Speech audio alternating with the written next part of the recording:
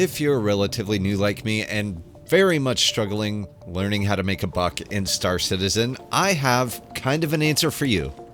I recently got myself a cargo hauler, this here freelancer, but had really no idea what to do with it, where to start trading, so I decided to look right here at home. My home happens to be Lorville, so I went by the admin office and they sell two things at the moment: waste and sweet, sweet scrap. So I decided to fill my freelancer with scrap, just all the scrap they could possibly give me.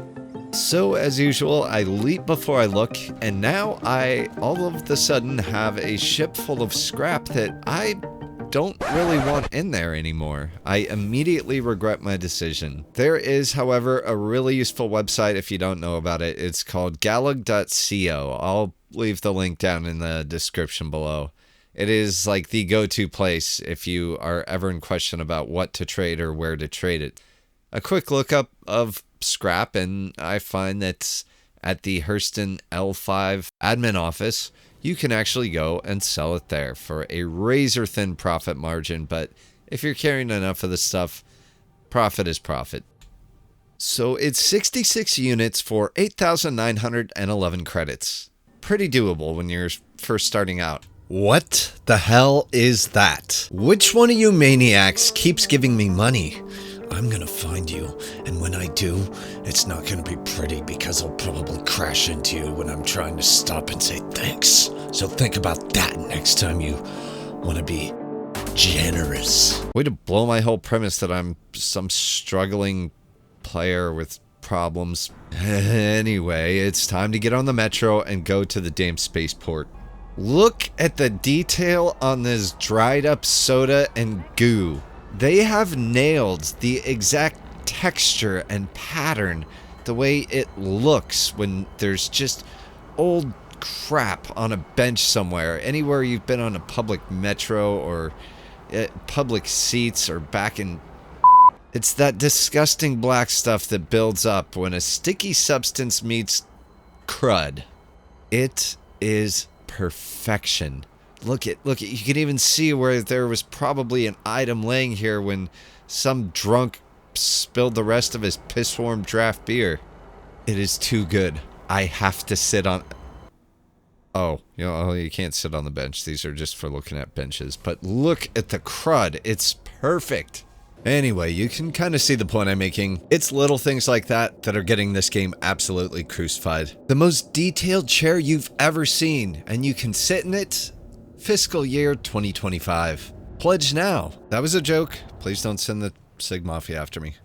So you get to the admin office at Hurston L5 and you can offload your scrap for a paltry 12,671 credits. Almost a 3,000 credit gain. I know.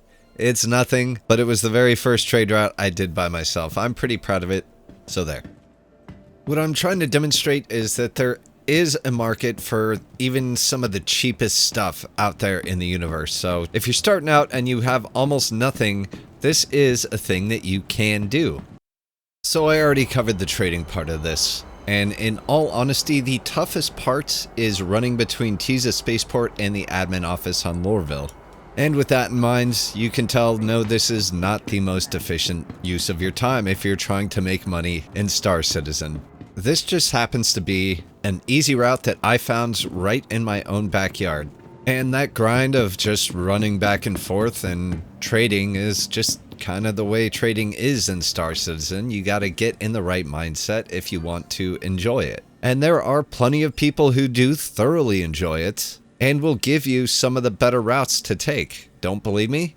Check out the comments section. Depending on your approach to gaming, this can be one of the more infuriating or charming parts of Star Citizen, is that there is no real guide. The guide is made by the players, so actually getting in there and mixing it up, talking to people, meeting new friends, that's kind of the way to go if you want to kind of up your game and learn the better trade routes. Or you can just do what everyone in the comment section says and you'll be fine, I'm sure.